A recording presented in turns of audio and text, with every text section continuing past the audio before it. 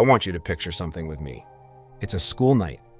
You've got homework you haven't touched, a mom yelling something about dinner from downstairs, and a little gray plastic box glowing under the TV. And you tell yourself, I swear you tell yourself, I'll just play for 30 minutes. 30 minutes. You ever notice how that's the biggest lie in gaming? Because 30 minutes on the NES was never 30 minutes. 30 minutes was a save point you couldn't reach. 30 minutes was one more dungeon, one more level up, one more, okay, but I'm almost there. And the next thing you knew, it was dark outside, your thumbs hurt, and you'd made a permanent enemy of a game you loved. We tend to remember the NES as the era of short, brutal, arcade-style games. Beat it in an afternoon or die trying. And a lot of them were. But that's not the whole story. Hiding inside that little library were games so massive, so sprawling, so absolutely disrespectful of your bedtime, that people are still measuring them in dozens of hours today. And here's the part I keep coming back to. One game on this list, one single 8-bit cartridge, can eat over 50 hours of your life if you go in blind. 50. On a console people think of as a weekend machine. I'm not going to tell you which one yet, but it's coming, and the number is going to sound made up. So let's do this. Let me walk you through it. These are the longest, most time-devouring games on the NES, the ones that turned 30 more minutes into a lifestyle. We're counting them down from the merely long to the genuinely unhinged. All right, let's start with the shortest game on the list, which is still going to surprise you. Number 13, Castlevania II, Simon's Quest. We open with a game that, on paper, barely qualifies. Castlevania II, Simon's Quest, clocks in at around 4 to 4.5 hours to beat. That's it. On a good run, you could finish it before dinner. So why is it the very first entry on a list about games that take forever? Because Simon's Quest invented a special kind of long. This was the sequel that turned Castlevania from a straight-ahead action game into a moody, open-ended adventure. Towns to visit, items to buy, a day-night cycle, characters handing you cryptic clues. Great idea. The problem was, the clues were nonsense. This is the game that told you to kneel at a cliff's edge holding a specific gem, with no indication that was ever a thing you were supposed to do. Half the hints were flat wrong, partly thanks to a rough translation.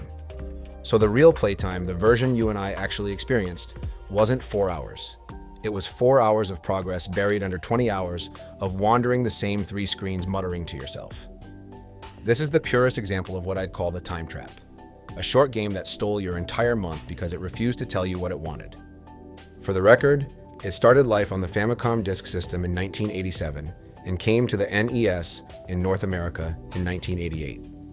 If you love the idea of an atmospheric adventure and you've got the patience of a saint, or, let's be real, a wiki open in another tab, Simon's Quest is a fascinating place to start. Just don't go in expecting mercy. Number 12, FAXANADU.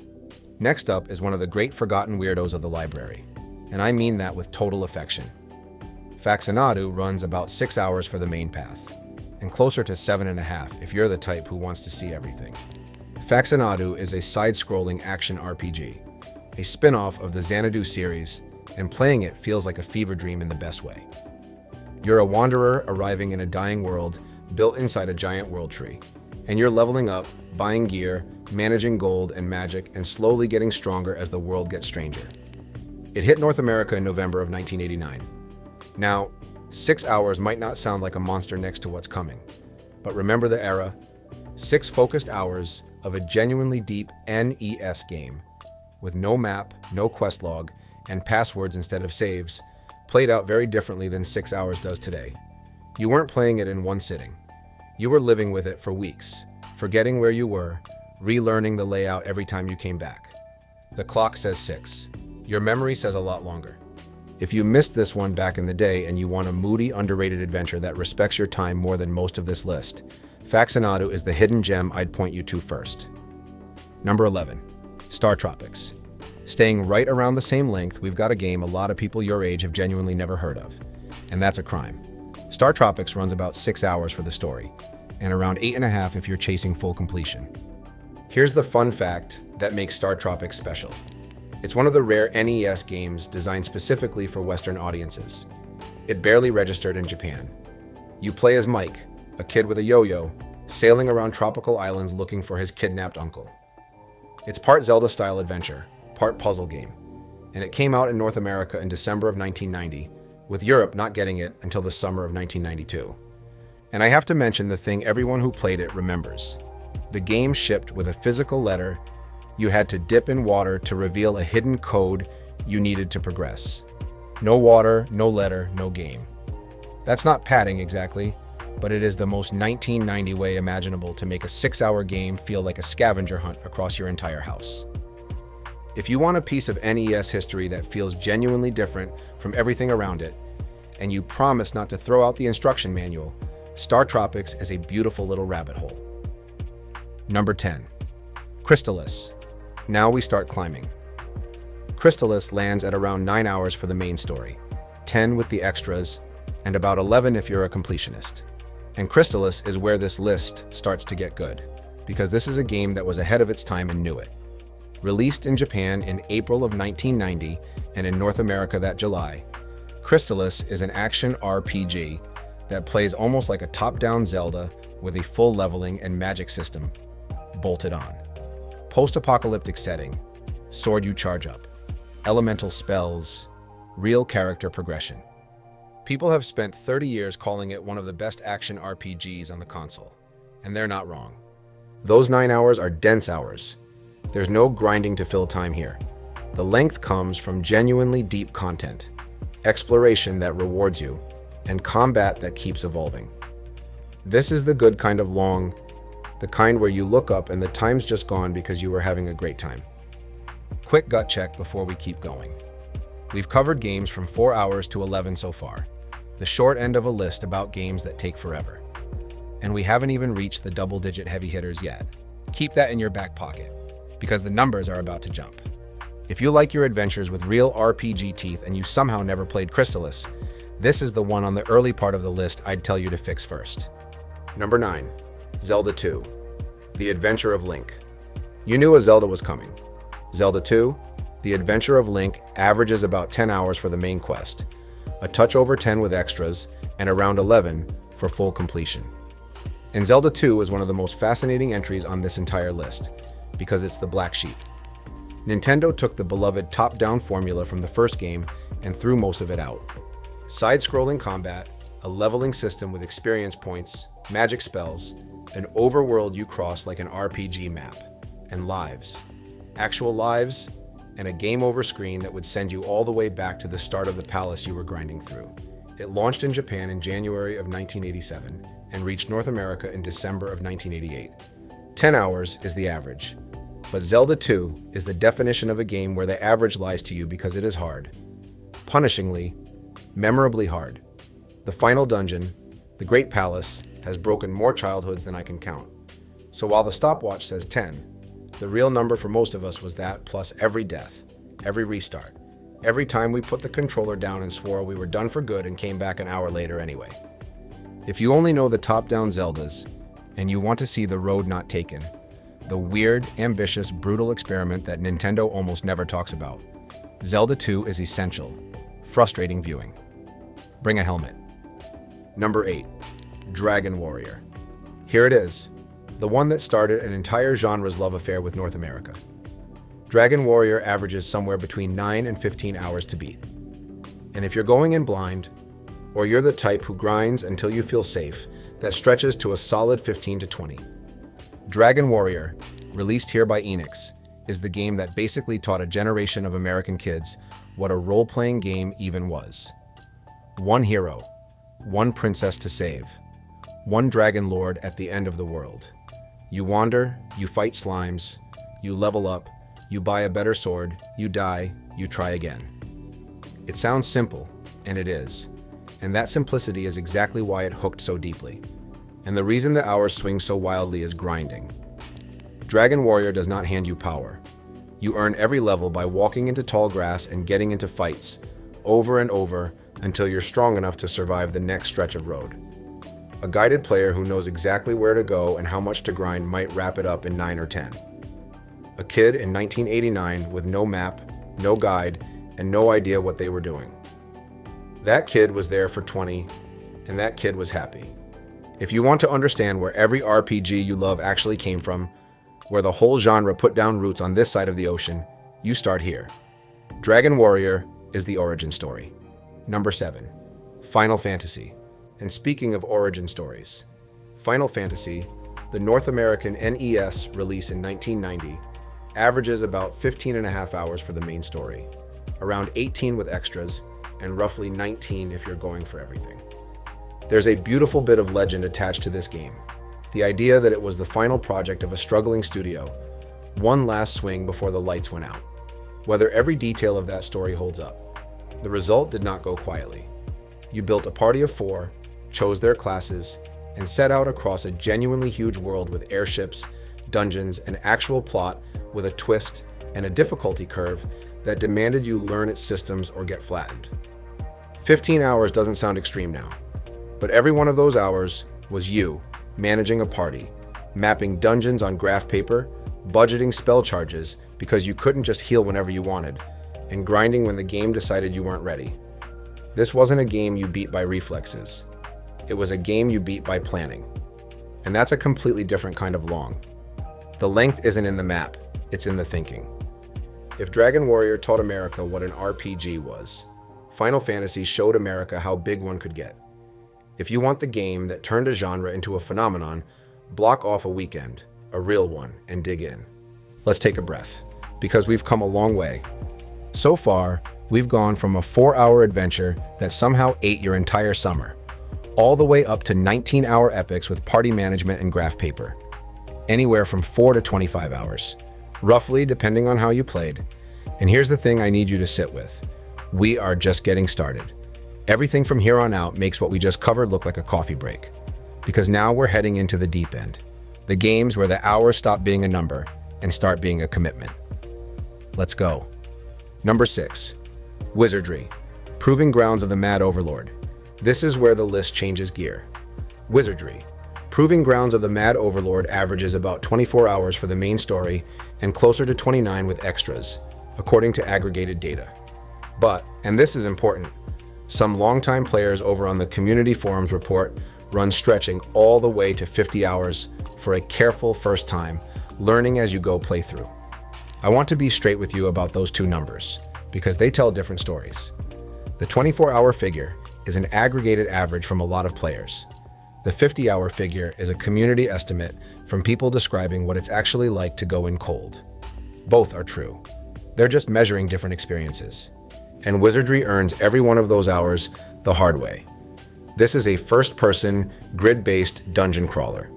You build a whole party of adventurers from scratch, march them one square at a time through a labyrinth, and if that party dies deep in the dungeon, you can lose them. Permanently.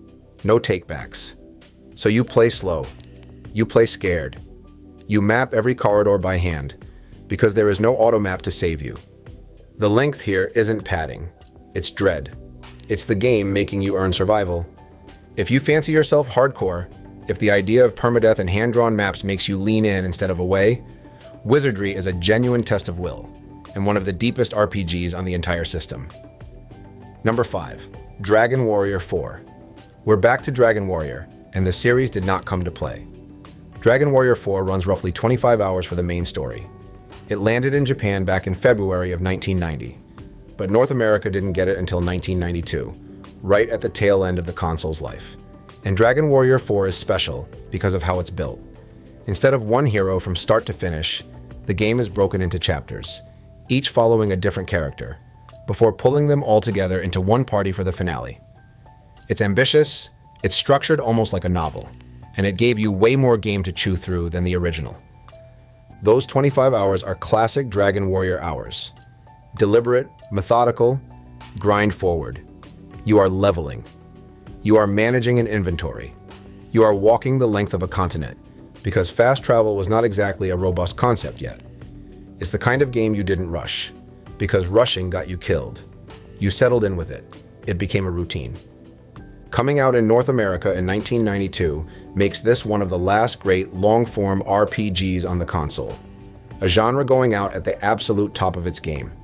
If you played the earlier Dragon Warriors and want to see how far the series pushed the formula on this hardware, 4 is the grand novelistic version of everything you loved.